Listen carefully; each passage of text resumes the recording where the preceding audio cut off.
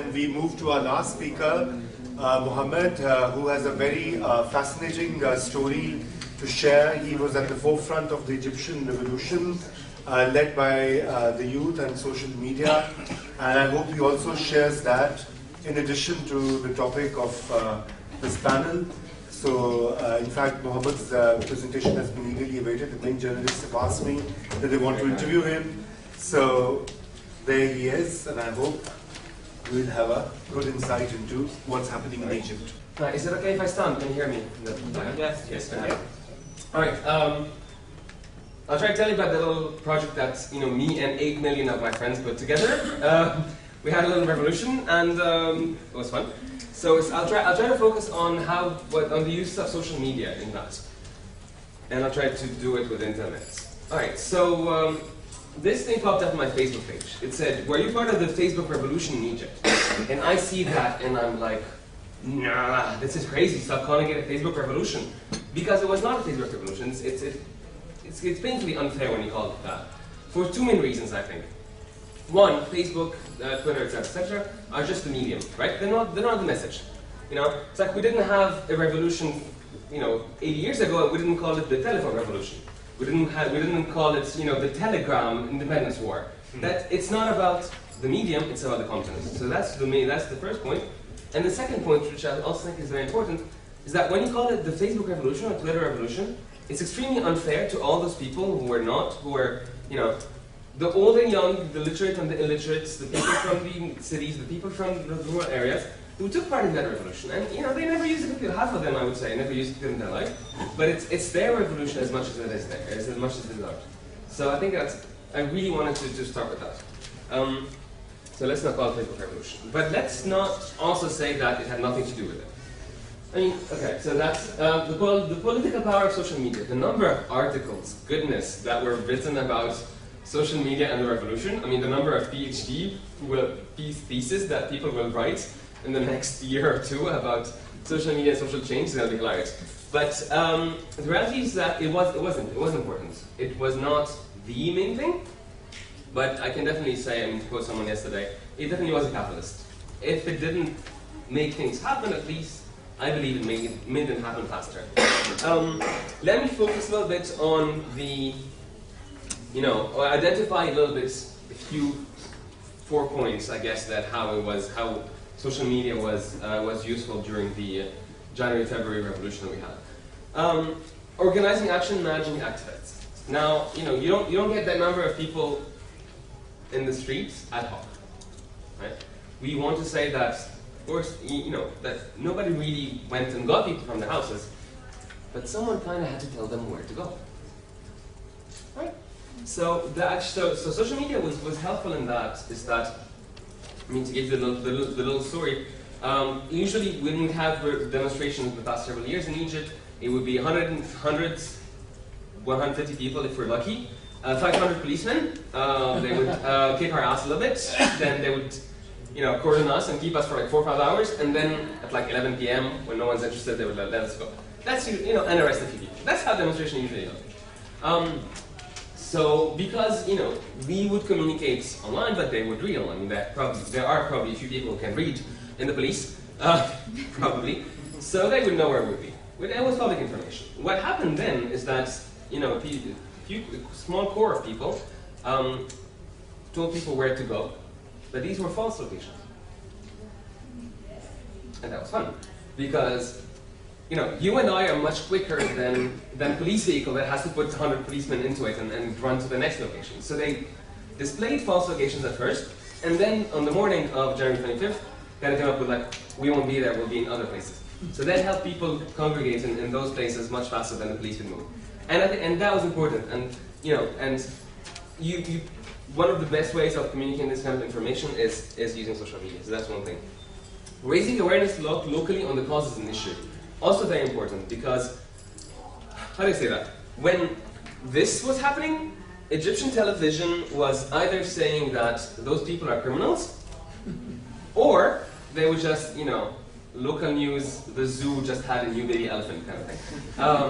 Seriously, it was fantastic. It was either misinformation and they were telling people that we were the bad guys, and that we were blocking the economy, and that we were, the cause of fuel shortages or of the curfew, etc., etc., or they would just completely ignore it.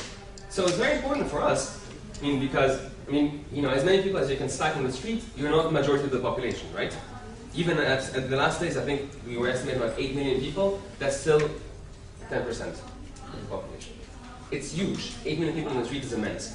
But you still have a big segment of the population that's out, that's not listening. So you have to communicate to them. You have to tell them who you are and why you're out there. And you also have to explain to them that you're not the enemy. That was also very important. It was a little frightening for us.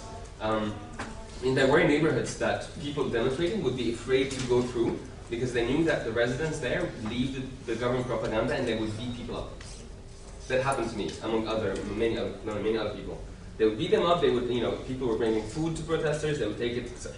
So raising awareness locally was also very important. Internationally as well was also an extremely important task because information was hard to come by. Now, never mind the state. Besides the state television, state media lying blatantly, but they were also not letting information come out very, very easily. At one point in time, they went into the office of Al Jazeera and they confiscated their equipment. They literally confiscated it. They went to the office, took the cameras, took the televisions, and detained the entire team at one point. And then a few days after, they detained 1 or 2 reporters of Al Jazeera. So they were really trying hard to stop the information from going out from people, from you essentially knowing what the hell was happening in Egypt. And I love this photo. Just this guy there. That's a police truck burning. That's the guy taking a photo. I love that. It's like midnight. The street right behind him, there are actually bullets whizzing, and he's like. I thought it was awesome. But the information duty was. I'm joking about it now, but the information duty was a very important thing. So we tried really, really hard to get text out, to get videos and photos out, to get impressions out, because as a social movement is a lot about the people who make it. So it was important to tell people really that what was happening. That was people charging their phones. They kind of got a cable from a store, and then they plugged it into one multi-cable thing, and then others and others and others, and people would go there all day and all night to recharge their phones. Because everybody has a phone. Do not underestimate. And we really talk about the internet, but it's really important. Several of my co-panelists hinted at that. You don't necessarily have to have a laptop, but if you have a telephone, you can receive text messages or send text messages. Then you're also just as an important social media producer as anyone else. That was my phone. See, it's a blogger conference when you hear people's ooh, yeah. When they see that, yes, you can feel my pain. Thank you. No, at one point in time, actually, the army's not. Let's put it this way: the army's not our friend, by the way. It's very confusing now. We can talk about that later. But during and after, the army is not necessarily our friend. Not the enemy, but they're not necessarily a friend. Talk about Egypt then. Well, for everybody's reporting that. So they were also arresting people occasionally. And another task that I believe social media was very useful in a time of crisis was the support network. Now, this is a team of volunteer doctors who were in the street 24/7 on the square, treating people who are getting beaten up or injured by bullets or rubber bullets or exhaustion or whatever. So we had a field hospital. They were wonderful people, but all they had to offer were their skills. Right? But if you're a doctor, you also need heaps of material. So one example that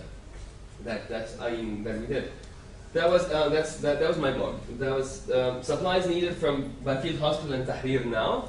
We actually essentially at 11 o'clock in the morning, wasn't it? Yeah, I think it was around 11.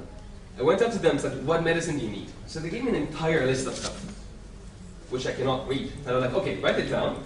So I wrote down a little post in Arabic and in English, and I said, "We need this stuff in Tahrir now." Within 2 hours, they had everything they needed and more. So that's powerful.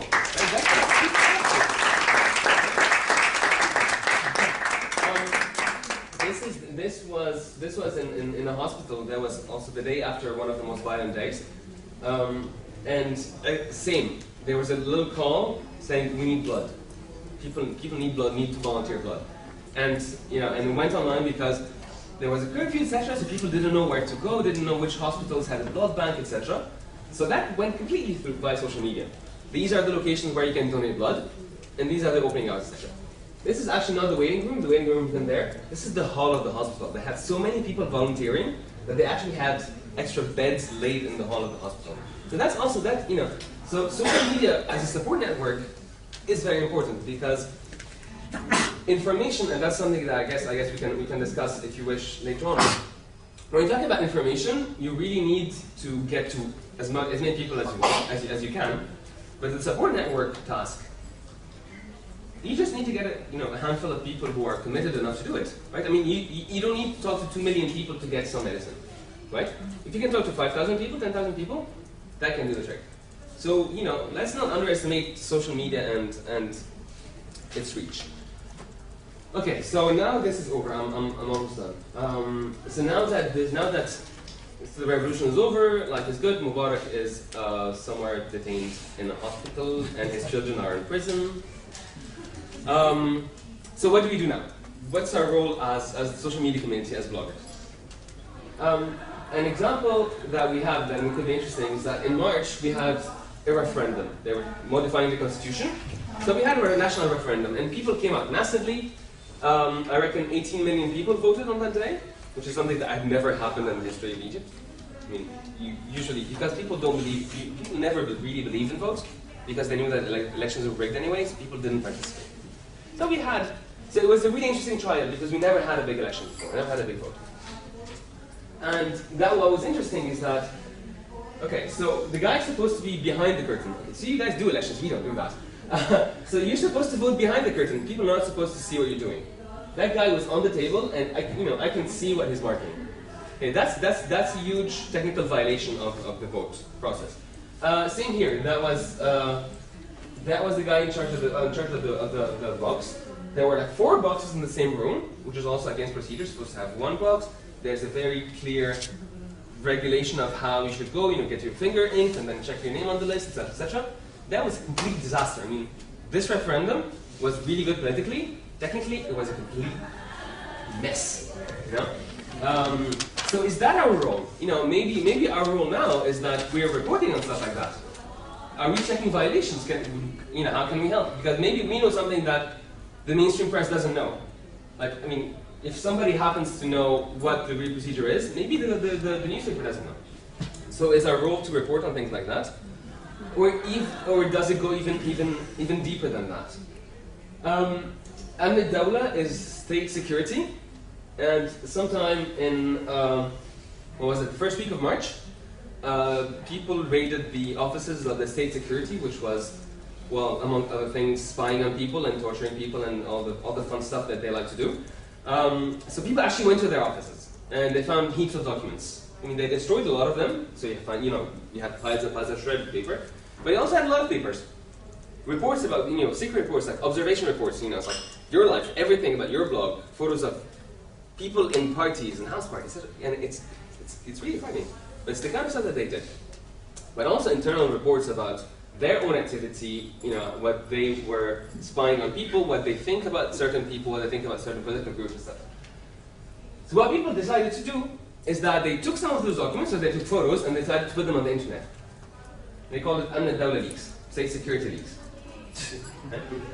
And that's a whole new dimension of the blogger role, because you're not just adding information, you're not just creating social media because you're adding information or you're reporting on something, but you're actually uncovering secrets. Is this our role? Are we like the sixth state? Maybe. That's a question that still hasn't been answered. I would very much love to hear your thoughts on that. And the last thing I want to point out is that, so a lot of people wanted to participate in politics, or want to participate in the public thing, if you wish. And after the revolution, you had a ton of, you guys are still looking at the logo on the top left, aren't you? I think it's hilarious. So I get in trouble in Pakistan with the No, okay. Cool. All right. So I had a lot of new initiatives that came out trying to since people wanted to be part of it, people felt ownership of their country. Like, okay, so we can help now. What do we do? So I had a number of initiatives that came out. A lot of them were about the whole, keep Egypt clean thing. Let's clean up, let's clean the streets, let's paint the roads, etc., which is wonderful. But it's like we need more than that, right? If you're a country that's building its political future, then you kind of need more than painting streets. These two are really sad stories, in my opinion, because these two started with really good people behind them, lots and lots of money, and I have no idea what they do. And I consider myself as an involved guy. So I'm Muslim, I'm Egyptian, and Nibni means we build.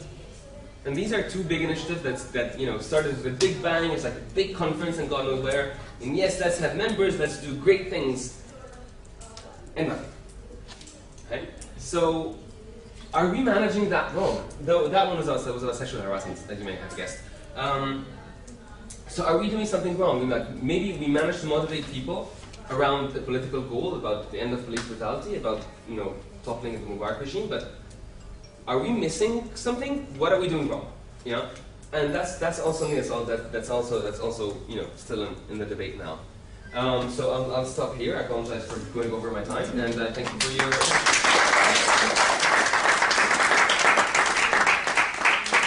Okay, take a seat, and we have 20 minutes, and so we have to be really inventive with time. So let's try, and but I'll start with Saad here because he even raised his hand earlier.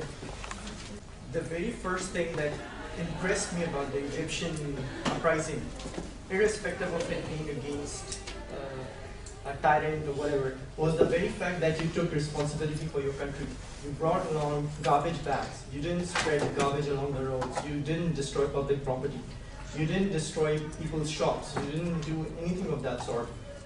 Was this intentional on part of the organizers of the entire movement? What enabled you folks to actually take responsibility for your uprising in a way that it didn't upset the local life? You cleaned up the entire place right after every single night after when you were thrashed, when you were beaten down, but you still went around, cleaned everything up, patched people up. Well, it's a very good question. Was it deliberate? I think. Well, people started with. I think the one simple concept that people started with was peaceful, right? One of the main slogans that people were chanting on the square was Silmiya, Silmiya, Silmiya. Peaceful, peaceful, peaceful. It's going to be a peaceful uprising. And it, kind of peaceful becomes that you don't trash stuff, you don't beat up people, you defend yourself. Eh? There were fights, there were some nasty fights happening, but there were some outlandish moments when you had, these crazy standouts and people, coming to beat you up, and you had everybody raising their hands and saying we're going to be peaceful. So that was yes, I think it was very conscious. Conscious in the meaning that they really believed in it, but not in the meaning that somebody was behind you telling you no, do not throw trash. You know what I mean? It's like it's very funny that people can develop this thing that was referred to afterwards as the morals of the square, akhlaq al-midan. Because luckily for instance, there were no sexual harassment. People were nice to each other. People shared food and water. People protected each other. And you're like, this is nice. And more importantly, we can do that, right? Like we don't have to live in New York City because for 18 days we lived in a rather clean area. It was safe. People were helpful, etc. So the whole I want to believe that we can replicate that in the long term. Not sure that we're able to do that very well because a lot of the bad habits are coming back. But the experience that it can be done is gives you hope, right? That's my thought. Thanks, Amar. Quick one. Okay. Now the revolution is done.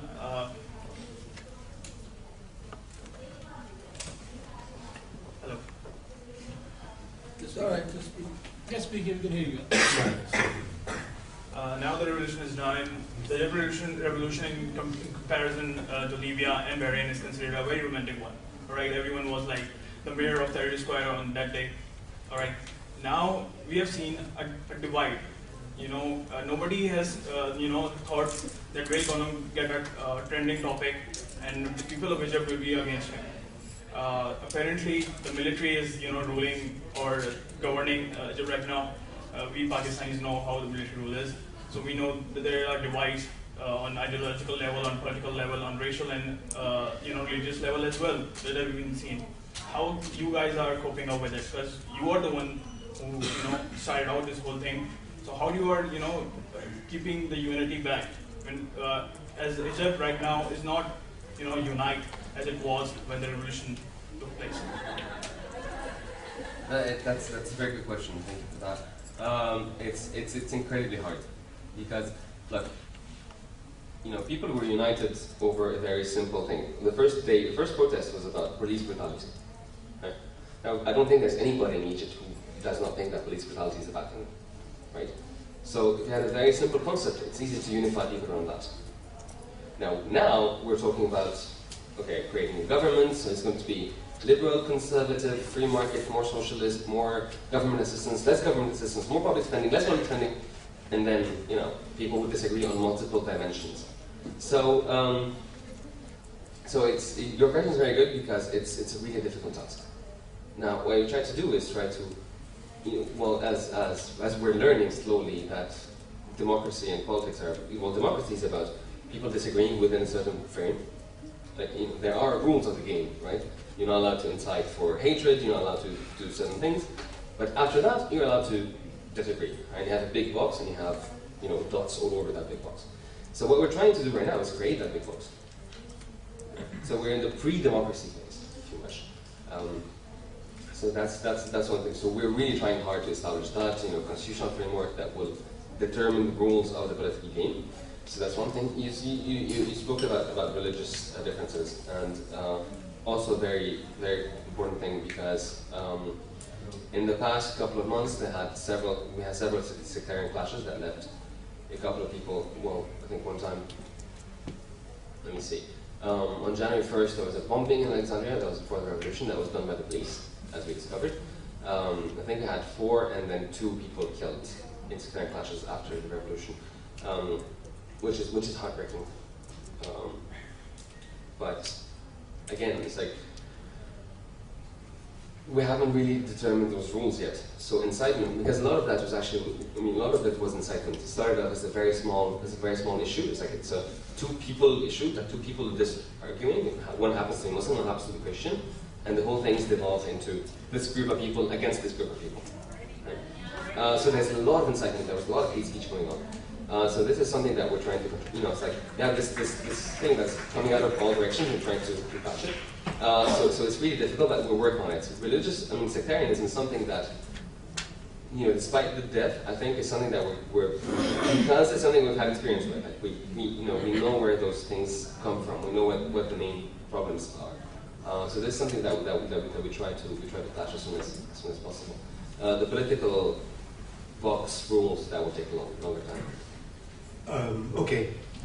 My question to you, Mohammed, is being a Pakistani, I really admire the way you guys, took over the revolution and all. My question here is, what was the reason? What actually triggered you to do all this and, bring a revolution? Because I know some of the people living in Pakistan.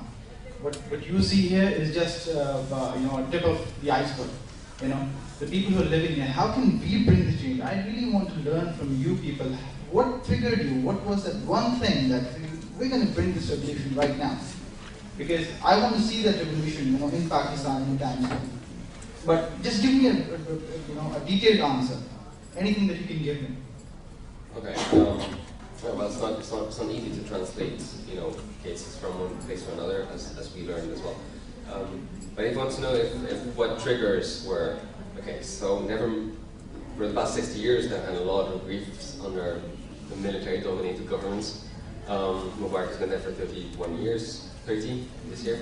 We were moved by military 4 times. So you know that? Yes, I'm aware of that. Still there's no revolution. I'm aware of that.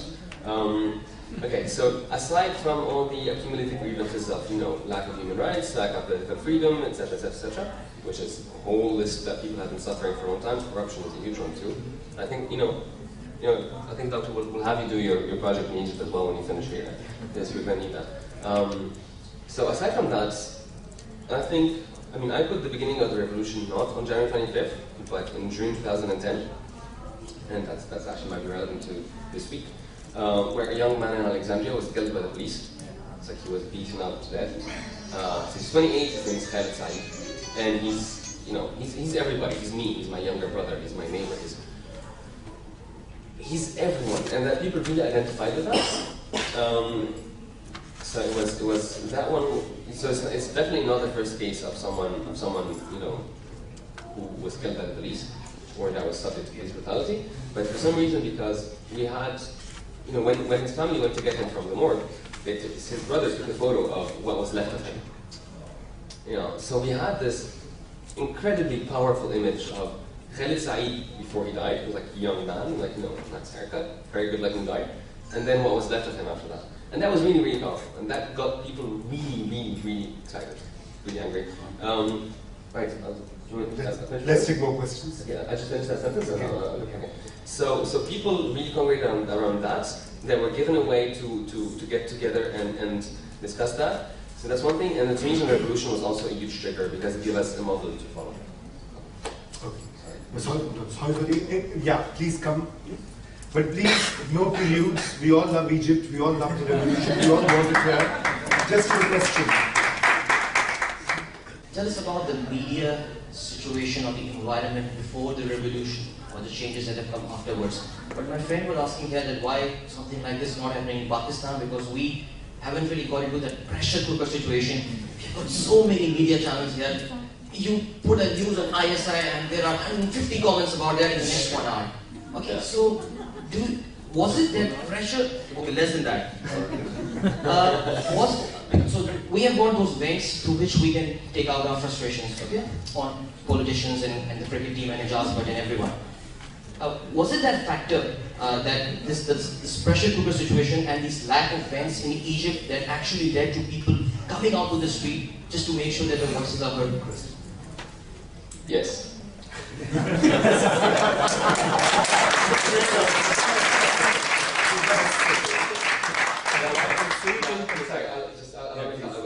Allow me to elaborate a little bit. So yes, the pressure cooker was very important.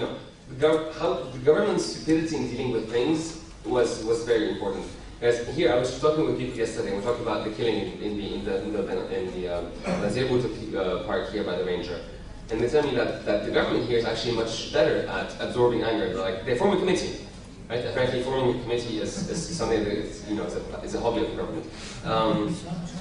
And that's the way they absorb the issue, and they kind of let people vent their anger, allow people to say how upset they are, and they promise that the policeman who was responsible for that will be put on trial, etc. Okay? Maybe it doesn't. It just takes time, and that kind of kills the issue. What was helpful for us is that our government is particularly stupid. So they always react violently to whenever people are trying to demonstrate. After Khaled Said was killed, we demonstrated in front of the Minister of Interior. It was quite a violent protest, etc. And that got things right up. The situation of the media, I think, is a longer story, but you had very controlled media, and you have independent media. So you actually have both working in parallel. Perfect. Okay, Shimrez. Quick question, no preludes, please.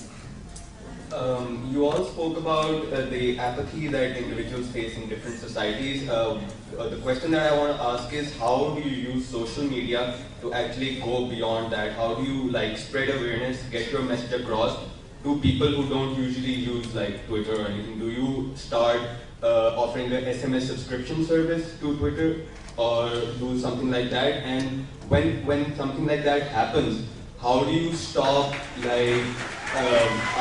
lack of a better term, how do you not conduct psychological warfare against people? If you spread news like this person from PTV said, and you spoke about Khaled Said, there are stark realities that we have to face and admit, but people sometimes don't like that. How do we present or make people aware about the realities of society, of our society or of the world in such a way that everyone knows what's going on everyone gets aware and gets mobilized to do something positive? And how do all of you think social media can be used for that? Thank you. Actually, I think the problem is definitely there as how do we use it. The problem that I also face is the fact that individuals like Twitter and bloggers should not be considered as media people. I mean, these are opinion-based, and I think we should keep that in that context also, that these are not media people, they're opinionated people who are doing that. As far as reaching out to the masses, SMS is definitely, because I believe internet in Pakistan will not flourish as much as mobile technology and SMS or web technology that you. So I think we have to bridge that divide by just jumping from the computer. Forget about developing for the computer and merge towards cell phone markets. That's for Pakistanis. Thank you. Anyone? Okay, I agree with you. Actually, for the mobile phones in Indonesia, around 80% of the internet connection is made via mobile phones at the moment. So it also gives a lot of access to people. So it's not no longer social media. It's no longer for the middle class and upper middle class. Also, people in rural areas also accessing it and using it. So for doing things offline as well. That's why in Indonesia we have these communities where we meet offline to actually plan out what we can do, what are the things that we can collaborate with. So we bring the online to meet people and ideas and opportunities and mix them together, but we meet offline after that to plan ahead. Your question is really good because you point out a huge limitation of social media. It's about who it reaches, right? However, one important thing that whenever we look at statistics of who uses Facebook or who has internet or who speaks English, etc., you kind of have to break it down by segments, right? By rural, urban, and by younger, older. And if you're talking about street activism, then you're usually talking about younger people, by experience. That's how it happens. And these are the people who are also the biggest users of social media. So I agree that there's a huge limitation, and there's just so many people you can reach. Because it's interactive, it's not static, so they don't receive the information, they have to go find it somewhere. But also, it's it's not as bad as a disadvantage, because you also reach to a large extent the population that you really want. So kind of balancing that. Just to I have a question from Twitter. Sulman Lalani wants to know, Mohammed, all these elements, you mentioned corruption, military rule, and lack of human rights, and a boy killed by the police. Says all these elements also present in Pakistan and right for left revolution. Would it happen here too? I think that's more a question for the room than it is for me, to be honest. But I guess I don't know enough about Pakistan to try to answer answers. I would not be as pretentious as to try to do that. However, maybe if I can go back to the triggers question, which is really good. I think what needed to happen for us is that, so essentially, you need the pressure cooker, as you said, so that's present. We have that, so check. You need an issue that rallies people very, very closely, and that is very focused. In our case, it was police brutality, so that was that for several months, you had hundreds and thousands of people who were on that Facebook group, for instance, about the death of this guy. So one specific issue that gets people rallied. Check. What else was important? The knowledge that we can do it. And that was very important because, if some of us have been protesting for years and years, and there were also 100 of us, the fact that Tunisia happened before us, it was like, hey, it can be done. If enough people speak, the government obeys. And that was new to us. That maybe, people who do democracy, who do elections are used to that. For us, it was completely new. So the previous model was also very important. Now I'll add to this, and maybe that's what is different, I guess, from between Egypt and Pakistan, is that our government was less intelligent at absorbing anger. They thought that they could absorb it, that they could respond to anger by beating people up. It doesn't always happen like that. So that might be one distinction. But really, I would love to forward the answer back to you guys and what the differences are and why it's not happening. I would love to hear from you. I'm Nizam. I'm a columnist and blogger. While appreciating my friends from abroad, I'm more concerned about Pakistan. While agreeing with the notion of the reporting about corruption in Pakistan, I'm afraid we have the system of manuring the data and information. The third step you are suggesting to report about I did not pay any corruption. I'm afraid there will be manuring by the culprits who will manage people to write the tweets and reports that this judgment we did not pay. I'm afraid we need to have some check and balance to remove such kind of the misreporting about the culprits and proving them very nice person. Thank you. I think valid, absolutely valid. That's more important. I say you keep the data open all the time. A closed data set would be more prone to even questioned by us also to be yellow manipulated. These people are manipulating also. So it's important the minute the data comes in, taking out the sensitive information, put it on. Maybe you might be right. I mean, I think we could verify that. Shahidi or harassment also does a model of re-verifying information. It doesn't go public like that. So I think we'll have to go through that process. What role did what was the role that the local language played in the book? And my question for Abab is, why isn't he blocking the Because most of the people speak Urdu, very few speak English. Well, the local language being Arabic. Arabic is actually, I believe, Arabic is more dominant in the Egyptian blogosphere than English. It definitely is on the Egyptian Facebook universe. It definitely is more dominant than English. So, and that was extremely important, right? Now, we're looking at statistics of use of social media, and I think 2008 when Facebook introduced Arabic, the thing went skyrocketed. So it was really important for everybody to work in local languages. Actually, it's interesting, that the one that's on the bottom right. One thing, I was looking at the website yesterday, and I realized that the default of the website is English. You have to go and click on Arabic. This is completely stupid. I mean, this is hugely dumb because all the others know what, and even if the logo's in English, to keep it clean, but they know that they're probably Egyptians who mostly speak Arabic, right? These guys somehow thought that they could pull it off by having the default page in English, which would be a huge turn off for most people. However, so that was very important. However, I guess in the activist community, I think it's more bilingual. So I blog in English mostly. I occasionally blog in Arabic, but I blog in English primarily, just because that's how my audience was formed. But so within the small community, I guess the discussion is bilingual, but within the larger public, it's overwhelmingly in Arabic. And if you don't see that, then you will fail at talking to that, at addressing most people. Thank you for that. Very important point. Thank you. Very good answer. I think that this is one of the challenges we also face in Pakistan, the language divide and the barrier, and I think that's something we need to think about and overcoming. Well, just in fact, before the conference started, I was talking with Indonesia about my actual frustration of not having been able to write in Urdu because the script that's there, the Unicode script is totally, I cannot read it practically. And I think Nastaliq has to be developed more so, it has to be promoted, and it has, and big newspapers like Geo have to move away from images and actually go into text font like BBC is doing it. I mean, they're stuck in the back ages. So I think it has to start with the trend with development of the Urdu language itself as a core, and they've given up on that. Can I add something? Just a second, first is turn, so please. I'm Amar Nazian. I'm a student of BS in Education Department, University of Karachi.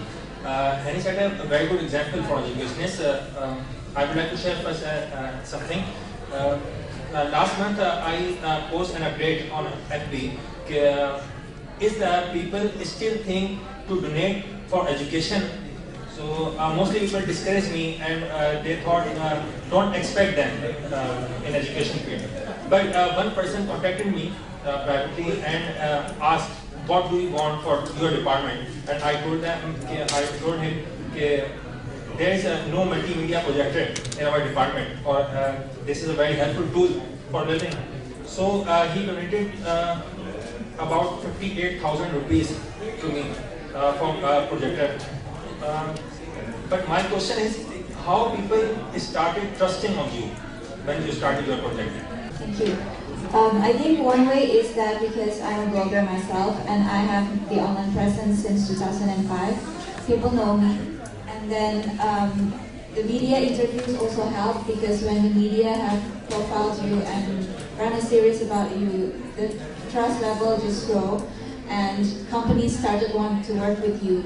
So, but it actually builds from social media, because the journalists who contact us through our blog or through our Twitter, and that's how they actually reach to us.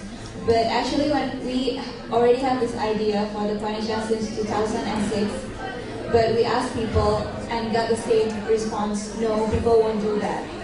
So we just hold that idea for 2 years. In 2008, we think, okay, we just have to do that. If we have 5 people joining, that's good enough. We can actually have 1 kid back to school, and that's fine. But then it started rolling. So I think if you believe in it, I think it can happen. It's about languages. More than 5,000 languages are being spoken all over the world, and in UPB only more than 900 languages are being spoken. So, for this question, I was just wanted to add that by 2-3 decades, there are very few languages that are going to, that are being spoken in coming few years. So, the important thing is when a global village is, you're interacting in a global village, is important to protect your culture, as language is part of its culture, but not emphasizing that you should be interacting through your own language. It's important to interact in the language that is widely understood. That was a good addition. So I think let's wrap up this session. Please give a very big hand to our...